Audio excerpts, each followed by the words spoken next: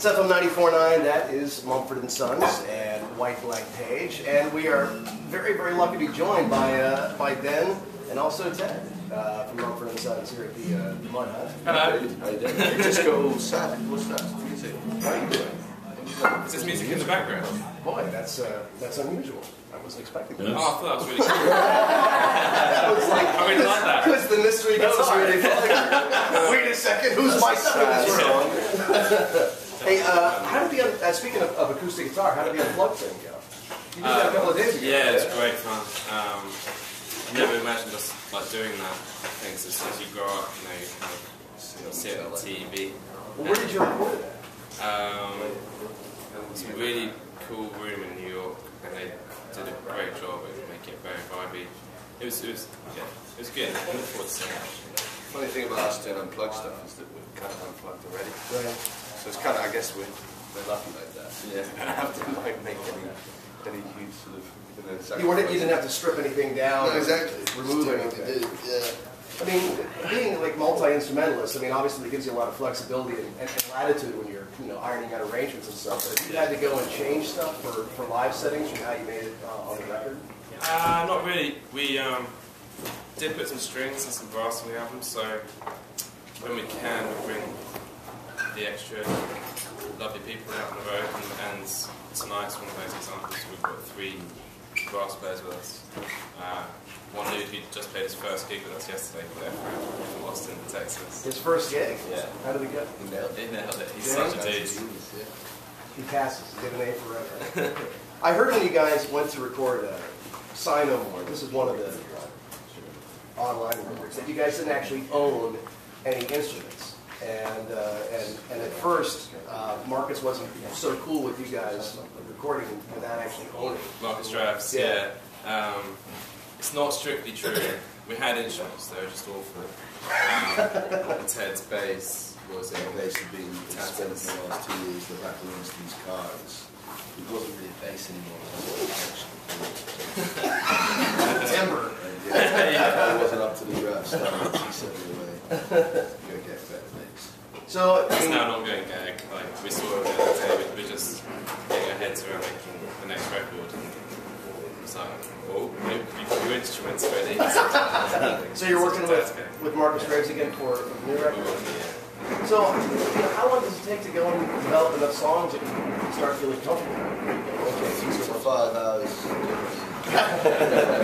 Hit factory. It's a regular brill. We're selling them off to like JLS, and we've got all sorts of people. It's kind of like an income stream, but yeah. That might be like some high maintenance kind of help. But I mean, you guys get a chance to, quote unquote, demo stuff first before you. Yeah, we were actually just doing that. We since we did the whole Grammy money thing, we had a really nice tour in the Highlands. We had a lot of time to write. We went all the way up to this crazy place in Scotland, and then we came back to London. Yeah, we studied many more songs. And I think since that week, the pressure's kind of off. That second album pressure, which we really keen to very much anyway. Like now, we've got loads of songs, and I think since we've got them demoed up now, we're just spitting out these new songs because it's the second album pressure. So I feel pretty good about it. We're digging them in. How far into the sticks did you guys get for some of those Scottish dates? I mean, were you Stick Nevis and stuff? Yeah, I remember one of them, this place Forest, was in a cowshed, which was... Wait. The show was in a cowshed? We played in a cowshed on a farm that was 20 minutes away from the town, and in that town, I think it had a population of 8,000 people. Wow. So, and that was an awesome gig. That was really It fun. wasn't the most remote one. It was probably playing in the cowshed was probably. Yeah. Well, we played in the cathedral in Orkney. All these sort of Orleans Islands sort of fly like an hour from the north coast of Scotland, and so that's proper stickish. Did you get a good turnout for some of those shows? Were they excited? Yeah. It was amazing. It's one of my favourite places to tour because Scottish people are very open and generous. We just tour as much of the new material as we would like, instead of expecting or demanding that we just play songs for Simon Moore. We kind of Sign No More, we wrote a lot of it as we went on the road, and we're feeling that we're kind of doing that again with the next record. So we don't want to feel confined too much to stick to just playing certain songs. Yeah, do you feel like you're in the position now to start throwing out some new material and engaging the interest? It's the weirdest thing is for us is that the album came out in England before it came out in America, so we have to remind ourselves when we come back to America. Right. We kind of still have to serve Sign No More. We're obviously getting excited about playing new songs. If it was completely down to us, we'd probably just make a set of mostly new stuff. But obviously, you guys are still getting into the first album. That's right. I wanted to ask, because you guys worked with a couple of rock legends. Of course, you got to back Dylan on Maggie's farm. I mean, how was that? That must have been pretty crazy. Yes, it was amazing.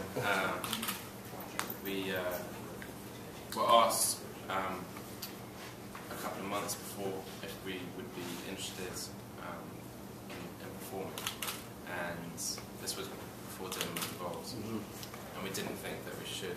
We kind of felt like it was an honour, but a very strange thing for a small band from the UK to do. A bit too much of a jump. And then they said, okay, well, what if you did a collaboration together? That might make a bit more sense. A bit more chilled out. And they said, okay, we'll go away. We'll find someone to collaborate with you.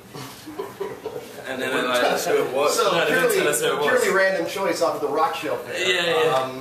The guy who was putting it all together basically said, like, it's someone great, you're going to love it. And if you don't love it, what did he say? He could send us all to Miami for like Hawaii, yeah. Hawaii, he's going to give us a holiday if we didn't like it. How was it working with Ray Davey?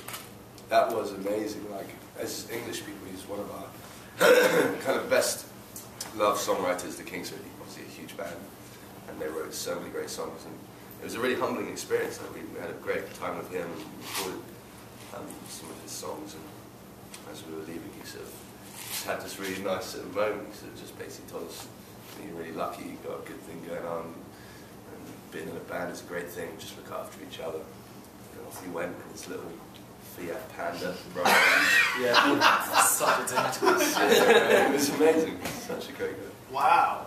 And you guys, I mean, as I mentioned earlier, people know you guys play all kinds of different instruments. And Woods, I was asking you about this because I always like asking this question of guitar players, but because banjo shows up so often in your arrangements and your songs, do you actually write songs on the banjo? Can that be done?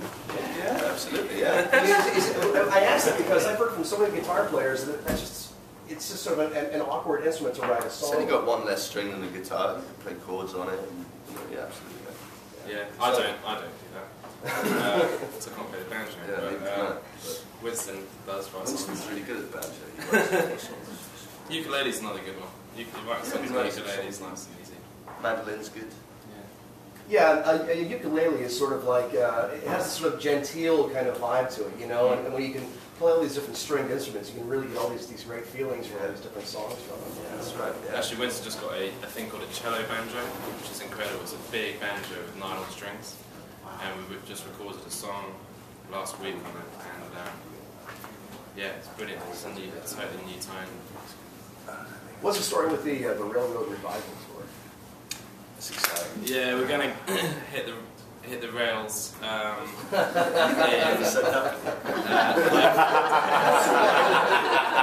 not on quite the same route. On Thursday, we're starting out in Oakland. 130 of us, mostly musicians, are going to be piling onto a train of 15 carriages. And we're going to be sleeping, eating, making music, making love. It'll be pretty vibey, I reckon. It's all guys. Kind of platonic. It is what it is. I think we may have to end on it. Ben and Ted, nice having you guys come by. Just Thanks for having us. thank you for making the time. It's all good. Really appreciate it.